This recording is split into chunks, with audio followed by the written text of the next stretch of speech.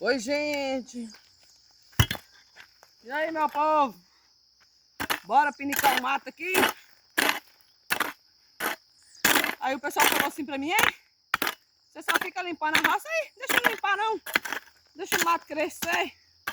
Tem sentada nas pinicadinhas aqui, gente, porque senão, ó, pinica ali. Só o povo da roça sabe aí que se eu limpo a roça, daqui a uma semana tá precisando limpar de novo. Aí, ó.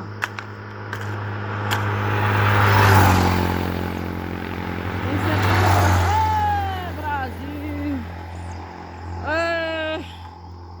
O que foi, mineiro?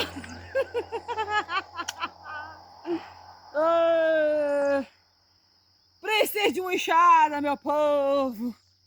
A enxadinha dela quebrou.